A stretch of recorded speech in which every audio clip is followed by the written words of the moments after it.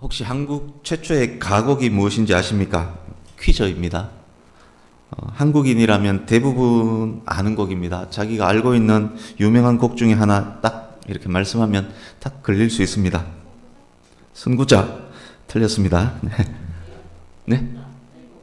애국가? 비목도 아닙니다. 그 전에 나왔던 곡입니다.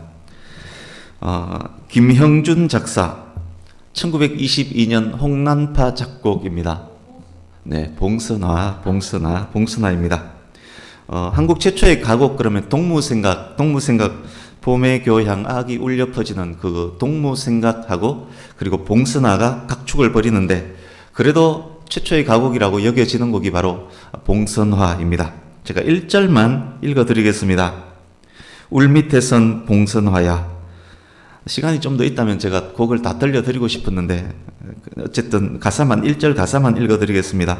울밑에선 봉선화야 내 모양이 처량하다.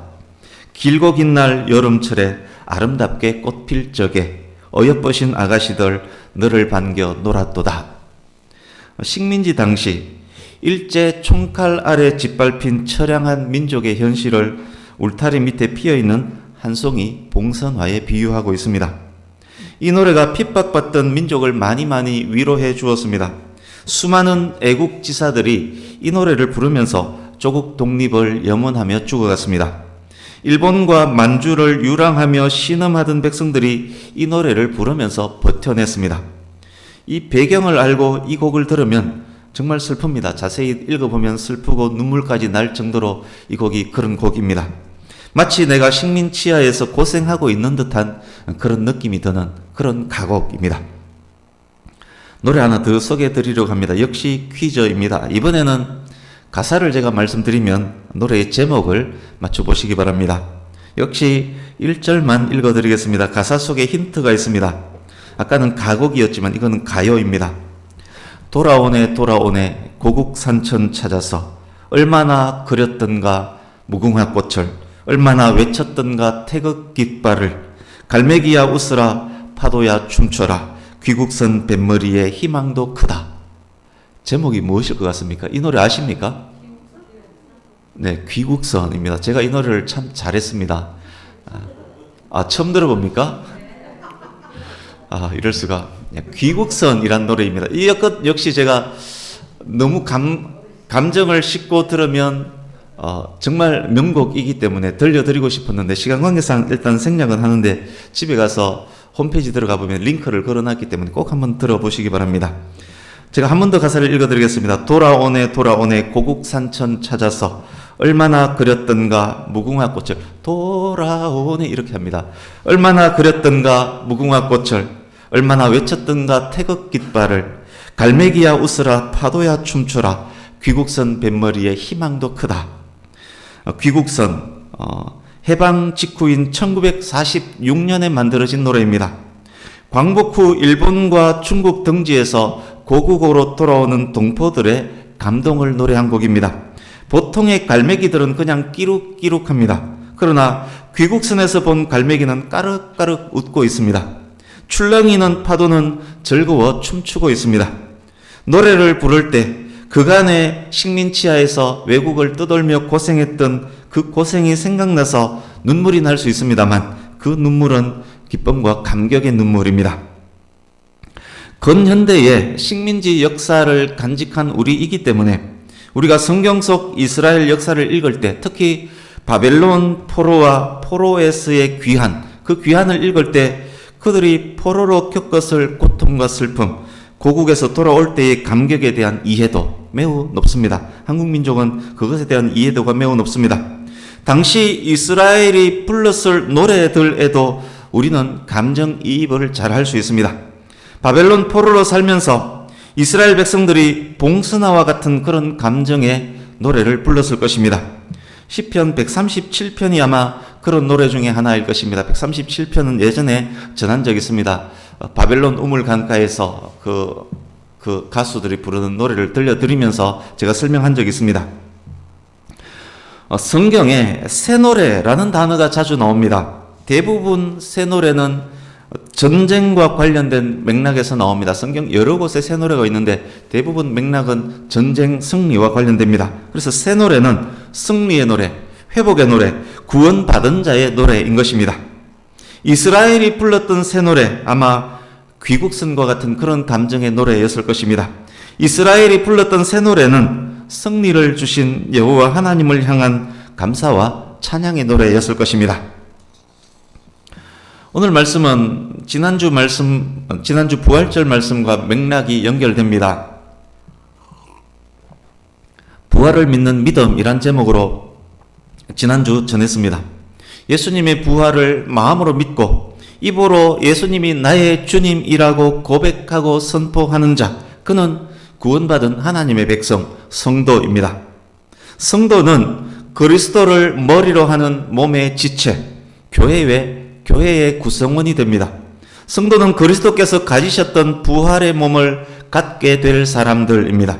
비록 이 땅에서 불완전한 몸을 갖고 살고 있을지라도 성도는 이미 부활한 몸을 가진 것이나 다름이 없습니다. 몸이 죽을지라도 부활할 것이기 때문에 우리의 몸은 죽은 몸이 아닌 것입니다. 그리스도께서 승리하셨기에 성도는 그리스도께서 이겨놓은 전쟁터에서 싸우는 군인과 같습니다. 성도의 승리는 이미 확정된 것입니다. 그러기에 성도는 소망 가운데 인내하며 담대하며 평안할 수 있는 것입니다. 그리스도 안에 있는 성도는 환경을 초월해서 승리의 찬송을 부를 수 있는 것입니다. 그리스도의 부활이 이토록 감사하고 귀한 것입니다. 바울 사도가 고린도전서 15장에서 이렇게 말합니다. 만일 그리스도께서 살아나지 못하셨다면 우리의 전도도 믿음도 다 헛것이다. 만약 부활이 없었다면 사람들은 여전히 죄 가운데 있어야 할 것이고 예수 믿다가 죽은 사람들은 다시 다 망하였을 것이다. 만약 그랬다면 그리스도인들이 모든 사람 중에 제일 불쌍한 사람일 것이다. 바울 사도가 그렇게 말씀했습니다. 정말 그렇지 않습니까? 만약 부활이 없다면 예수님이 죽고 묻히고 그것으로 끝이 났다면 그리스도인들의 믿음, 그리스도인들이 살면서 지고 갔었던 십자가든 모두 헛수고가 아니겠습니까? 세상 사람들이 누리는 것을 누리지 못하고 죽어 없어질 것에 일생을 바쳤으니 그리스도인들은 얼마나 불쌍한 사람입니까? 그러나 예수님은 부활하셨습니다. 영원히 살아서 우리의 왕으로 통치하십니다. 다시 오시는 그때 믿는 모든 자들은 예수님의 부활에 동참하게 됩니다. 그리스도인이란 이름은 그래서 가장 영광된 이름인 것입니다. 그리스도인이라는 타이틀을 갖고 사는 어떤 사람이 있습니다. 주일이면 단정하게 차려입고 성경 찬송 들고 예배당에 옵니다. 찬양하며 예배합니다. 거룩한 삶을 살려고 노력합니다. 그런데 이 사람이 부활을 믿지 않는다라고 가정을 해보겠습니다. 이 사람이 이렇게 말합니다. 죽었던 사람이 이미 시체가 썩어가고 있는데 그 사람이 다시 살아난다는 게 말이 되느냐? 그냥 살아나는 것도 아니고 죽지도 썩지도 않는 완전한 몸으로 살아난다는 것이 말이 되느냐? 성경의 모든 말씀 내가 믿지만 그런 부활은 못 믿겠다. 여러분, 이 사람에 대해서 어떻게 생각하십니까? 만약 부활이 없었다면 기독교인이 가장 불쌍한 사람이다 라는 바울 사도의 말은 다른 한편으로 이런 말이기도 합니다. 그리스도인이라고 하면서 그리스도인의 신실한 삶을 노력하면서 만약 부활을 믿지 못한다면 그 사람은 진짜 불쌍한 사람이다. 이런 말 아니겠습니까?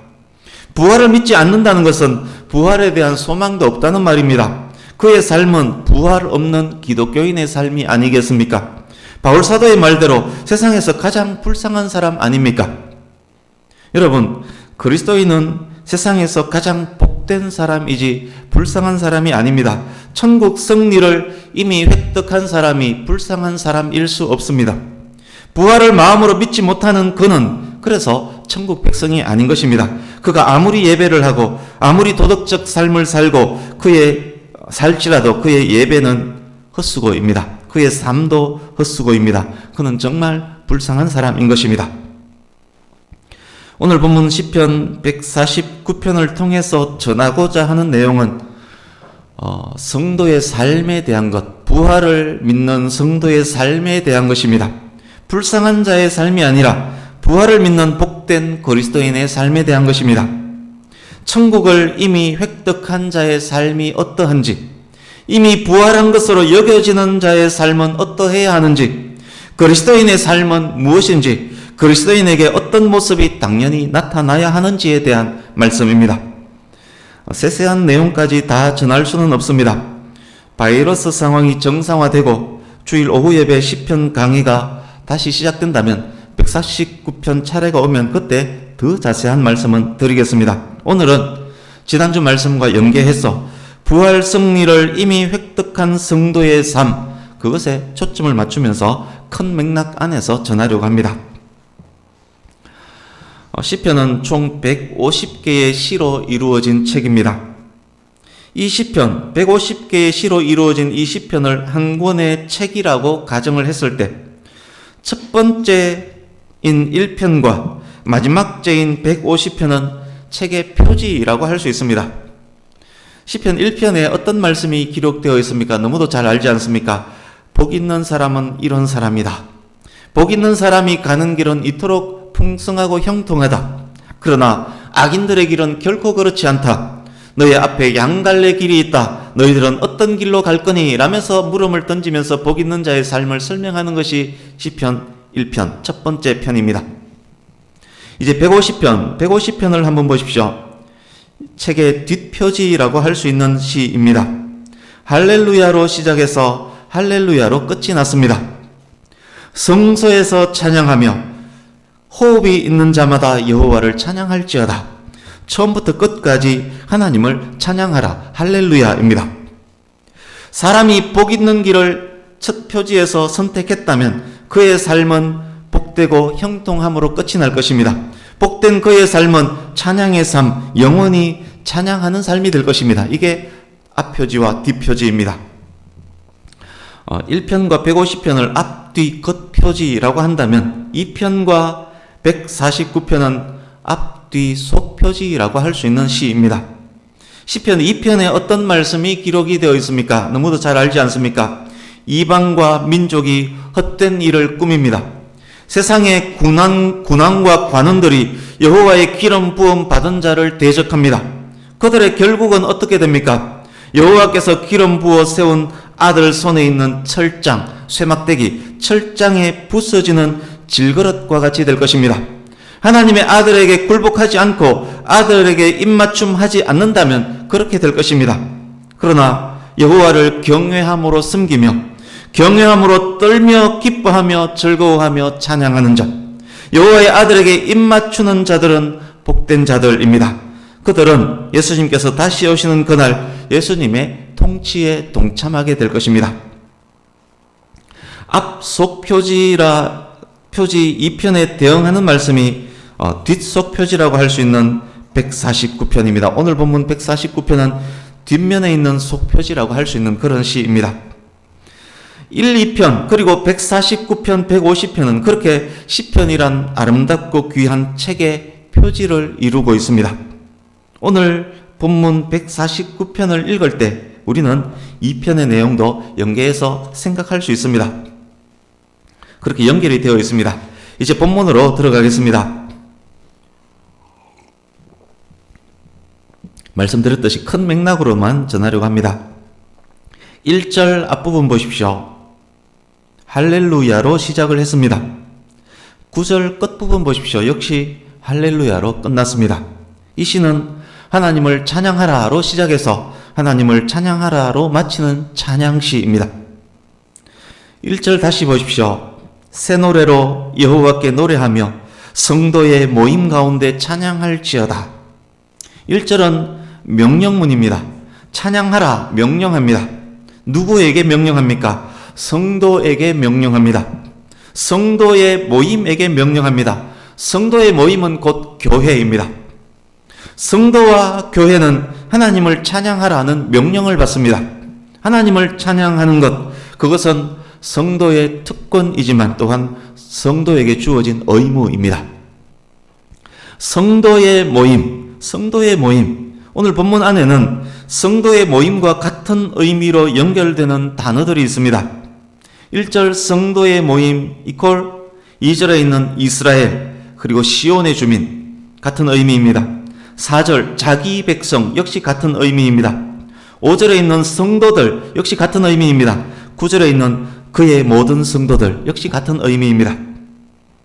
구약에서 성도의 모임은 이스라엘이라는 국가교회를 의미합니다. 그러나 신약에 이것을 적용하면 영적 이스라엘인 성도와 교회를 일컫는 말이 됩니다. 시편 149편에 보면 7절 8절을 미리 잠깐 보시겠습니까? 두 날 가진 칼로 뭇 나라에게 보복하고 민족들을 벌하고 이방 나라 왕들을 사슬로 철고랑으로 묶어서 결박하라, 이런 내용이 있습니다. 구약의 성도의 모임은 국가교회를 의미하지만 신약의 성도의 모임은 성도와 교회, 영적 이스라엘을 의미한다라는 설명을 드렸습니다. 그런데 이것을 잘 이해하지 못하고 신약에 살면서 실제 전쟁으로, 문자 그대로 이해해서 실제 전쟁으로 이방 나라를 정복하려고 한다면 그것은 성경을 크게 잘못 해석하는 것입니다. 예수님께서 베드로에게 그 칼을 도로 칼집에 꽂아라, 칼을 가진 자는 다 칼로 망한다라고 말씀했습니다. 절대 칼로 전쟁으로 이방을 정복하라, 그런 것은 하나님의 뜻이 아닙니다. 그러나 안타깝게도 기독교 역사 속에 이런 말씀, 성경에 있는 이 말씀들을 근거로 실제로 피해 전쟁을 일으켰던 사례가 굉장히 많습니다. 그것은 정말 안타깝고 슬픈 일입니다. 그래서 우리가 지금 사실은 7, 8절, 9절 자세히 설명하려면 이 말씀을 들어야 하기 때문에 미리 이 말씀을 드립니다. 저는 이 말씀을 적용해서 이 내용까지 적용해서 그렇게 설명을 드리겠습니다. 9절 보시면 그의 모든 성도들이란 말씀이 있습니다. 모든 성도들이지만 거기에는 조건이 붙어 있습니다. 그의, 하나님의, 예수님의 모든 성도들입니다. 자칭 성도는 여기에 포함되지 않는다는 말입니다. 아까 말씀드렸던 어떤 사람, 그는 여기에 포함되지 않습니다. 왜냐? 그의, 하나님의 그 단어가 조건으로 여기에 적합하지 않습니다. 하나님께서 인정하시는, 그리스도께서 자기 것이라고 인정하시는 모든 성도들이 바로 9절에 있는 그의 모든 성도들, 여기에 있는 성도들입니다. 하나님께서 인정하시는 성도가 어떤 성도인지를 본문 안에서 확인해 보겠습니다. 2절, 하나님께서 인정하시는 성도는 하나님을 창조주로 믿고 알며 섬기는 사람들입니다. 무에서 유를 창조하신 위대하신 하나님을 알기 때문에 죄의 종으로 죽을 수밖에 없는 죄인을 능히 새롭게 창조하실 것임도 믿고 아는 사람들입니다. 또한 하나님께서 인정하는 성도는 역시 2절입니다. 하나님을 왕으로 섬기는 사람들입니다. 4절 보십시오. 하나님께서 인정하시는 성도는 또한 겸손한 자입니다. 겸손한 자로 번역된 원어는 가난한, 고통받는, 겸손한, 온유한의 의미를 갖는 아나우라는 단어입니다. 회개하고 하나님께로 돌이킨 자가 바로 하나님께서 인정하시는 겸손한 성도라는 말씀입니다. 하나님께서 이 성도들에게 찬양을 명령했습니다.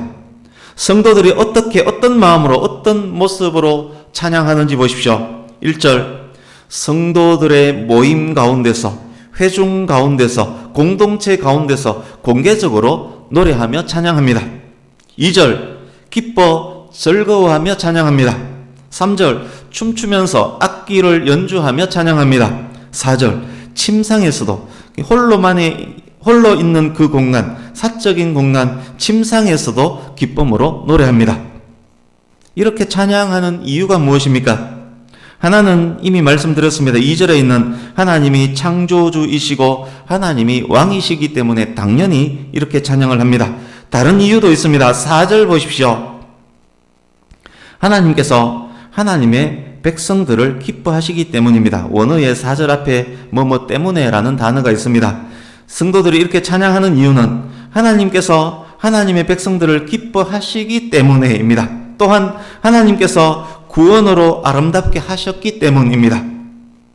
하나님의 기뻐하심의 은혜를 누리는 사람들이기 때문에 찬양하는 것입니다. 죽을 수밖에 없는 죄인을 구원하시고 생명의 면류관을 씌우시며 아름답게 해주셨기 때문에 찬양하는 것입니다.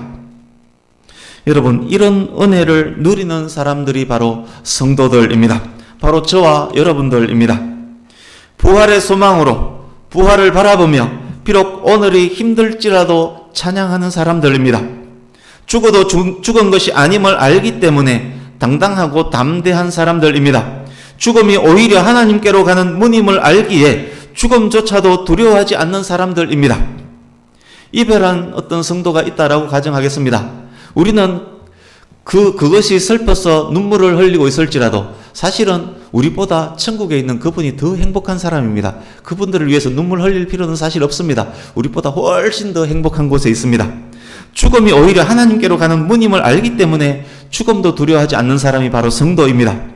성도가 기뻐하며 춤추며 소고와 수금을 연주하며 찬양하는 것 당연하고 당연합니다.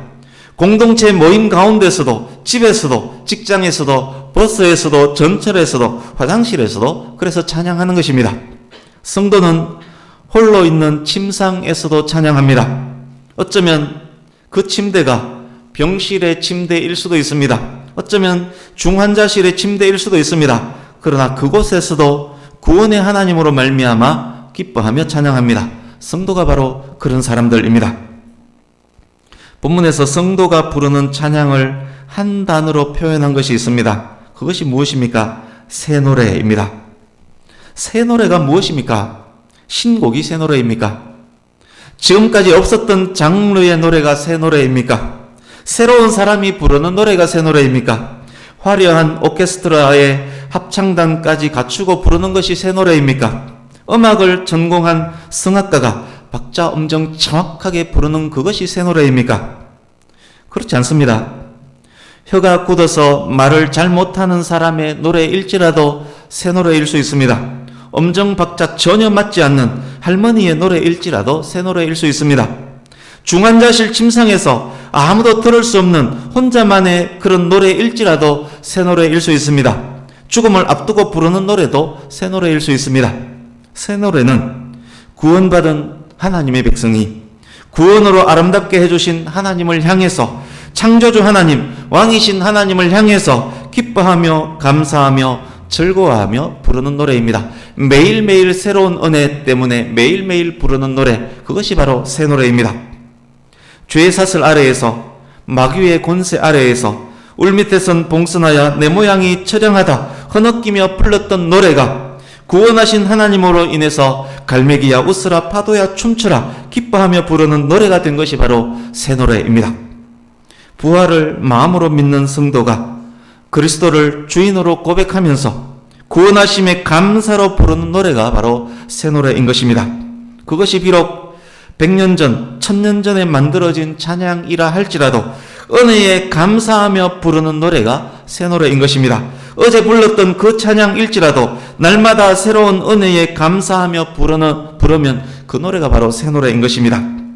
하나님께서는 새 노래를 부르는 성도를 기뻐하십니다. 4절 보십시오. 여호와께서는 자기 백성을 기뻐하시며 하나님께서는 그 노래를 부르는 성도들을 기뻐하십니다. 기쁨을 이기지 못하신 하나님께서 잠잠히 사랑하시며 그 성도로 말미암아 하나님께서도 즐거이 부르며 기뻐하십니다. 스바냐 3장 17절 말씀이었습니다. 새 노래는 하나님께서 기뻐 받으시는 제사도 되지만 또한 성도의 삶에 힘과 용기와 평안을 주기도 합니다. 봉선화라는 가곡이 귀국선이라는 가요가 광복 전후에 한국 백성들에게 큰 위로와 힘을 주었다면 새 노래를 부르는 성도에게 주시는 하나님의 위로와 용기는 얼마나 더 크겠습니까? 여러분, 성도됨이 얼마나 감사한 일인지요. 성도됨이 얼마나 복된 일인지요. 이제 6절입니다. 6절부터 두 번째 단락이라고 할 수 있습니다. 6절, 7절을 보십시오. 성도가 이 땅에서 어떤 삶을 살아갑니까? 성도의 입에는 하나님을 향한 숭고한 찬양이 있습니다. 예수님 다시 오실 날을 바라보며 부활을 소망하며 그날 그때까지 찬양과 감사의 삶을 살아갑니다. 뿐만 아닙니다. 이 땅에서의 성도의 삶은 영적 전쟁터에서 싸우는 전사입니다. 그의 손에는 양날 시풀은 검이 있습니다. 양날 시풀은 칼이 있습니다. 성령의 검, 하나님의 말씀입니다. 성도는 이 땅에서 영적 전투를 하는 사람입니다. 성도는 예수님께서 이미 이겨놓으신 전장에서 땅을 점령하는 점령군입니다. 복음을 들고 땅끝을 향해서 진군하는 용사입니다. 8절입니다. 예수님 다시 오시는 그날에 사탄과 그의 졸개들은 완전 정복될 것입니다. 사탄을 따르던 이방 나라들, 세상의 군왕들과 관원들은 철장에 의해서 질거릇처럼 부서질 것입니다. 이 편과 그렇게 연결이 됩니다. 그들의 손과 목에는 쇠사슬과 철고랑이 채워질 것입니다. 죄악으로 가득 찬 가나안은 여호수아가 이끄는 하나님의 군대에 의해서 정복이 되었습니다. 가나안의 군왕들은 이스라엘의 철장 앞에 질거릇처럼 깨졌습니다. 여호수아 이름의 뜻은 예수님, 예수와 같은 의미를 가진 이름입니다. 가나안을 점령하는 이스라엘은 예수님 재림 때 있게 될 일들의 모형입니다. 이제 9절 앞부분입니다. 예수님 다시 오시는 그날에 성도는 예수님의 통치에 동참하게 될 것입니다. 기록한 판결대로 판결하는 사람이 바로 성도가 될 것입니다. 얼마나 영광스러운 일입니까? 그 영광의 때에, 예수님 다시 오시는 그 영광의 때에 성도들이 그때 무엇을 할까요? 그 영광의 때에 성도가 그 영광으로 인해서 하나님께 성도가 올려드릴 수 있는 것이 무엇이 있을까요? 주보 오른쪽에 있는 말씀 계시록 5장 9절 10절을 먼저 읽어보겠습니다. 같이 읽습니다. 그들이 새 노래를 불러 이르되 두루마리를 가지시고 그 인봉을 떼기에 합당하시도다. 일찍이 죽임을 당하사 각 족속과 방언과 백성과 나라 가운데에서 사람들을 피로 사서 하나님께 드리시고 그들로 우리 하나님 앞에서 나라와 제사장들을 삼으셨으니 그들이 땅에서 왕노릇 하리로다 하더라. 아멘. 하늘에서 지금 네 천사와 24장로들이 구원하신 왕 예수 그리스도를 찬양합니다. 원수들을 정복하시고 성도들을 나라와 제사장으로 삼으셔서 통치에 동참케 하신 예수님을 찬양하고 있습니다. 승리의 찬양, 감사의 찬양입니다. 그들이 부르는 찬양을 일컬어 그들이 새 노래를 불러 이르되 그들이 부르는 찬양을 일컬어 새 노래라고 합니다. 이제 계시록 14장 3절도 읽습니다. 시작. 그들이 보좌 앞과 내 생물과 장로들 앞에서 새 노래를 부르니 땅에서 속량함을 받은 14만 4천 밖에는 능히 이 노래를 배울 자가 없더라. 아멘.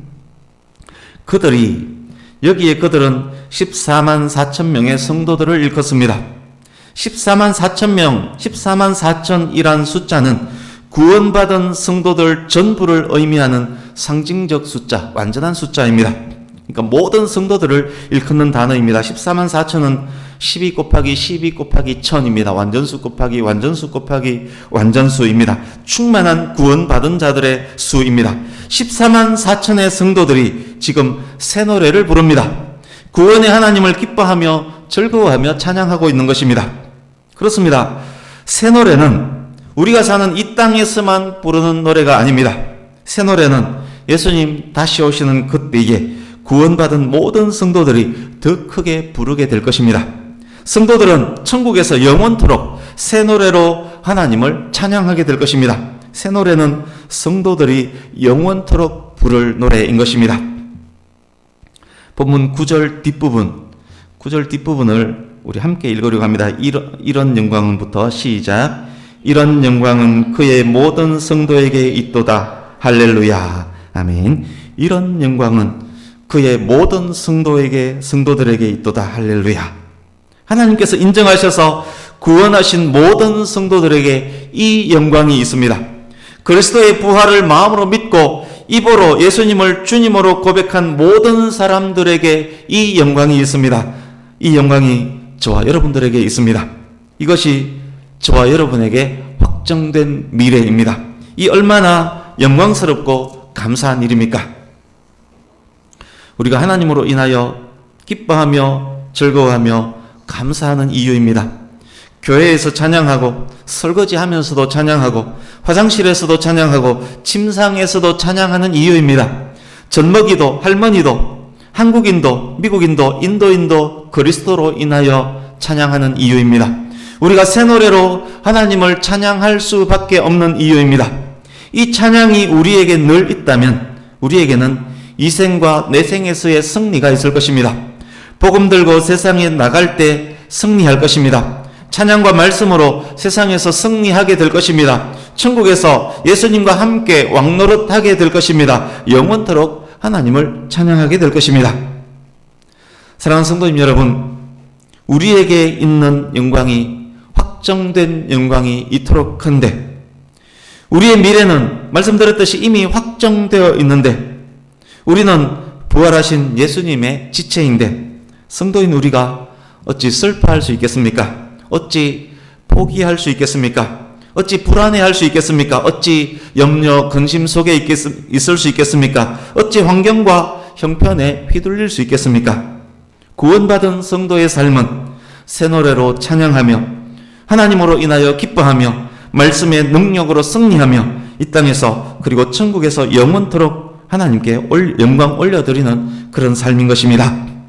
말씀을 마칩니다. 비록 힘들고 어려운 일이 있을지라도 부활의 신앙을 가진 성도이기 때문에 우리는 오히려 기뻐하며 찬양하며 감사함으로 환경을 이길 수 있습니다. 승리는 우리의 것입니다. 승리는 확정되었습니다. 말씀과 기도로 영적 전쟁터에서 늘 승리할 수 있기를 바랍니다. 하나님의 기쁨이 되는 성도로 매일매일 살아가시기를 바랍니다. 일평생 새 노래로 하나님을 찬양하시는 저와 여러분이 되기를, 새 노래로 찬양하는 성도가 더욱 능력의 성도임을 세상에 보여주는 저와 여러분 모두가 될 수 있기를 예수님 이름으로 축복합니다. 아멘. 기도하겠습니다.